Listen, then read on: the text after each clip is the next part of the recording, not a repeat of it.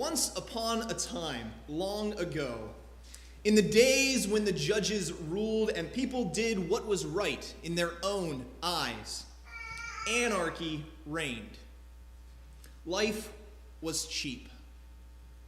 When left-handed Benjaminites murdered fat Moabite kings, when military leaders vowed to murder the first thing that came out of his house in order to ensure victory, when strong, long-haired, so-called heroes killed more people by dying than living, when the barbarous abuse of a lone woman by a host of bestial Israelites resulted in the near extinction of one of the tribes of Yahweh, there was famine in the land. As a result of this famine, a man from Bethlehem, whose a name that ironically means house of food. Bethlehem, the house of food, there is a famine. This man left his home behind and took his family, his wife and 2 sons, and they went to Moab to live. Now, Israelites and Moabites were not the best of friends, to say the least. After all, when Lot's 2 daughters determined to repopulate the land after the devastation of Sodom and Gomorrah, they chose the only man around to do so, dear old Dad. And from that incestuous act was brought forth one named Moab, which some may suggest means his mother is his father. Not a name you make a lot of friends with. Now, he was known as the father then of the Moabite people who lived next to Israel in the high mountain region. The Moabites and Israelites were definitely not high on each other's nice list. Nevertheless, this family went to Moab, east of Israel, and much higher in elevation with the hope of food. That man was Elimelech, whose name means, "My God is king." His wife Naomi, which means pleasant, and their 2 sons, Mahlon and Kilion. Now those 2 names are a little more fuzzy on their meaning, but they could mean something like sickness and destruction. In the midst of famine for food, another famine strikes this poor family as Elimelech passes away.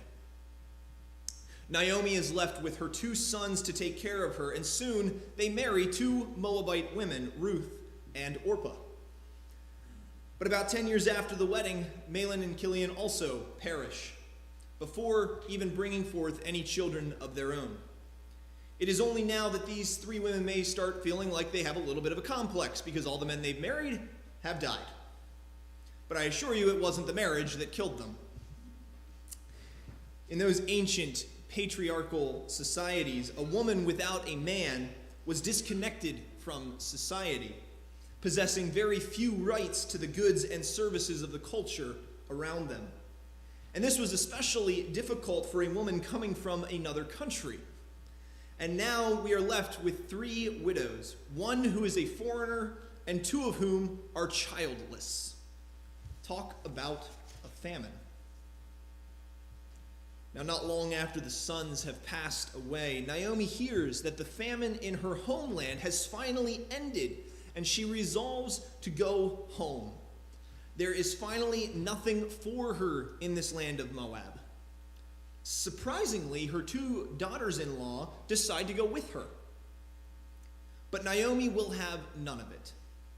She sternly charges the girls to go home. Go, return each of you to your mother's house. May Yahweh grant you favor and kindness as you have shown your dead husbands and myself. And may he grant you rest in the homes of new husbands, Naomi says. You see, Naomi wishes to be alone in her despair and misery of widowhood, and hopes that these 2 younger women will at least have a future elsewhere. Through tears of sadness, the 2 daughters-in-law press Naomi to let them join her. Naomi still will not relent. She is certain there is nothing for them in Israel, as widows, especially as foreign widows. Not only that, foreign widows from a nation that Israel really doesn't like. She also claims to have no living relatives to fulfill the levirate marriage law. And even if she bore more sons, it would be many years until they would be able to marry, and there's no sense waiting for such a ridiculous thing to happen. Orpah finally surrenders to Naomi's petitions and begins to head home in hopes of a brighter future. But Ruth will not relent. She quite literally clings to Naomi in spite of the protests. And this word cling has a very rich history in the Hebrew culture, most notably in Genesis 2, where it says a man will cling to his wife as they become like one flesh. What Ruth is showing is how deep in devotion she is to Naomi's family. Even as her husband has left this world, she firmly resolves that she will follow Naomi wherever she goes in faithfulness to her, as if she was her own daughter by flesh and blood. Naomi is astonished at this display of Ruth's bond to her family, but she scolds the young woman. "Look," she cries, "your sister-in-law has gone back to her people and her gods. Follow her now. Have you not heard what I have been saying? You are a woman, strike one. You are a widow, strike two. You are a foreigner, strike three. You are out. And I have no male relatives. Beat it." But Ruth continues to cling to her, and then shares one of the most powerful speeches by anyone in the Bible, one that has been sort of hijacked at weddings as a display of devotion between couples, and that's not necessarily all bad either, but the context here where it is actually given is much, much different than a man and woman trading promises of romantic commitment. Ruth says these words to her mother-in-law, a woman who has done everything she can to convince Ruth to leave her alone, to return to Moab, to her people, to allow Naomi to brood and grieve on her own among her own people. But for Ruth, there can be no question of leaving Naomi alone, as much as Naomi thinks she wishes to be alone. And Ruth goes on to say that where she will go wherever Naomi goes, will live wherever Naomi lives, will accept Naomi's people as her own, will receive Naomi's God as her God, will die where Naomi dies, will be buried where Naomi is buried, and concludes these words with an oath, calling on Yahweh to strike her if even death were to separate Naomi from her. After that speech, Naomi is astonished, and she is left speechless. It is exceedingly rare to find such radical devotion so richly displayed, and even more rare to find it displayed by a foreign widow who is not welcomed by the one to whom the devotion has been directed. In the face of rampant patriarchy and thorough rejection, Ruth still clings to Naomi and vows grandly to never leave. Ruth is determined to go back with her to Bethlehem. And as this scene closes, two women trudge their way down the Bethlehem road to a most unknown future. We know Ruth's future, though, don't we? But in her time, during this tragedy of loss and famine, she has no assurance of anything. Her tale is one that starts as many fairy tales do. When tragedy befalls someone that threatens the security of the tragic victim of circumstance. All three women have felt the sting of loss now as their husbands have passed away and they hunger. But Ruth resolves to continue in her devotion to the family in spite of seemingly better options before her. There's no guarantee of good to come to Naomi and Ruth's way at this point. There is no promise of any respite or relief in time. And there is no likelihood of any kindness or charity to be had back in Bethlehem. The only thing that may be there for them is a meager existence, stripped of any real authority or protections from society. And yet there is resolve to withstand it together. There is a hope in the uncertainty they face when Ruth stands firm in her decision to go with Naomi. She will be a refugee in a strange land. She will be an outsider in a place she does not know. And she will possibly be considered a target for simply being amongst the Hebrews as a Moabite woman. But she goes all the same. In spite of her being an outsider and a foreign wife turned widow, something spoken against for the Israelites time and time again, something that caused quite a few problems for God's people frequently, Ruth will show us that those we may deem unqualified and inadequate can still fulfill a grand purpose in God's story. Like Noah the drunk, Jacob the trickster, Moses the murderer, David the adulterous murderer, and Peter the denier, Ruth the foreign widow becomes just one of many unlikely heroes that carries on the beautiful work of God as the great grandmother of the future king, David himself. And because of that, we look at Matthew 1 and we find out not only did she have a direct descendant in David, she was also a direct ancestor of Jesus the Christ.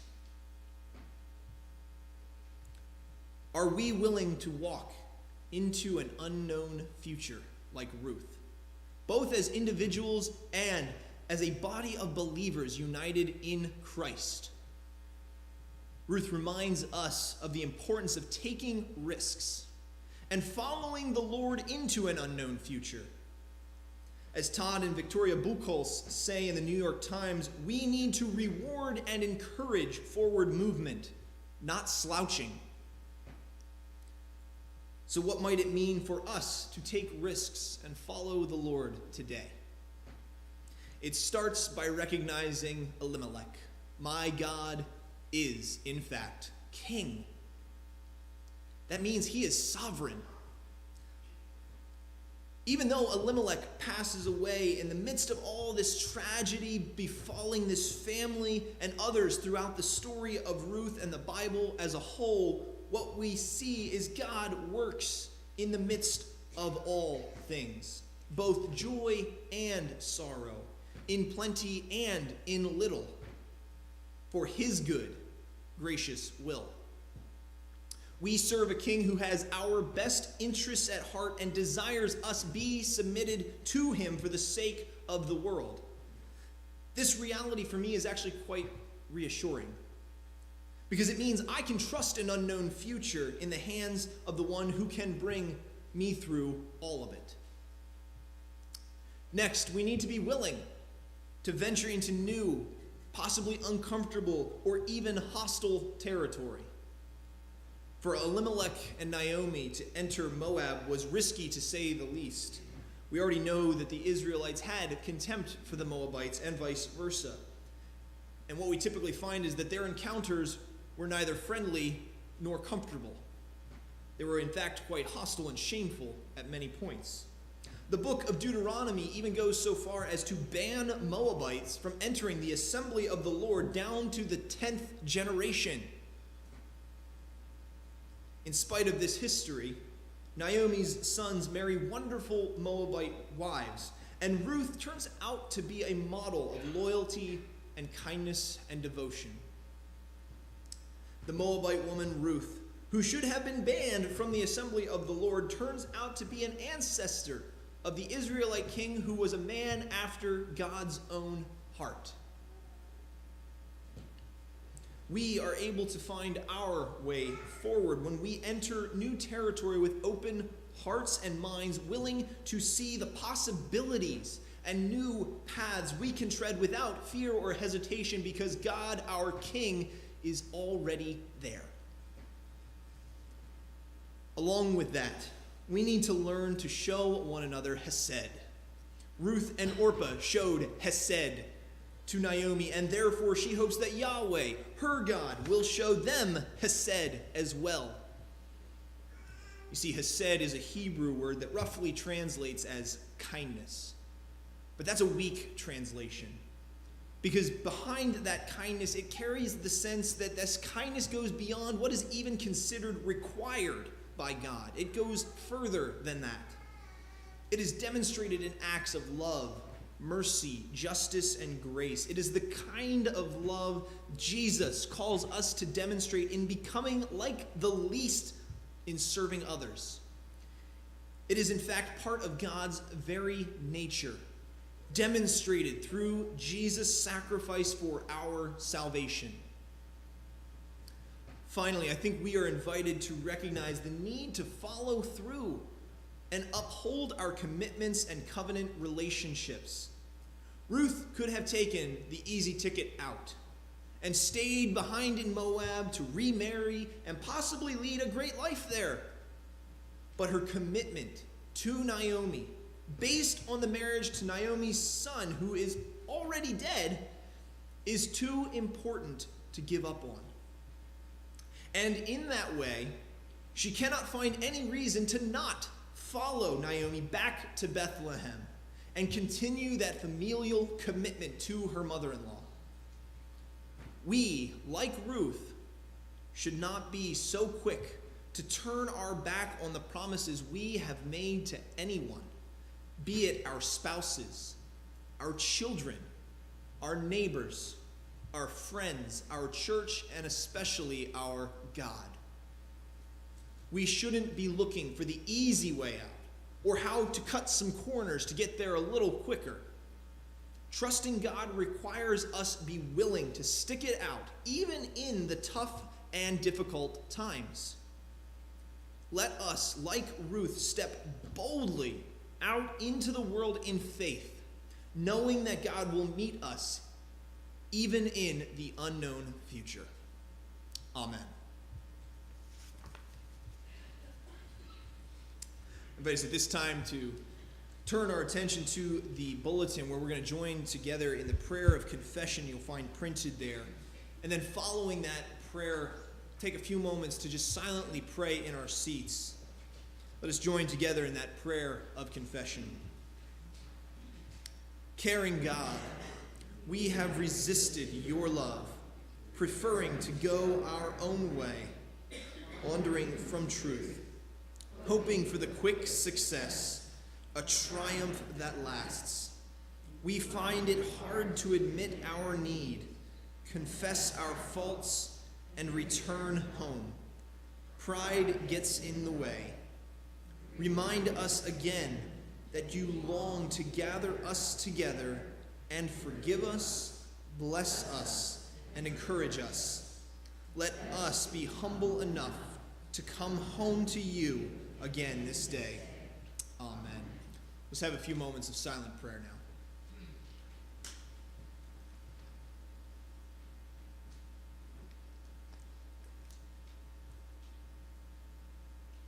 Now hear these words of assurance. God, who goes before us to the unknown future, who meets us at every turn and every hill and valley, has forgiven you through the cross on which Jesus Christ gave himself up for you. Receive that forgiveness today, trusting that God is there amongst even the toughest of places. Amen.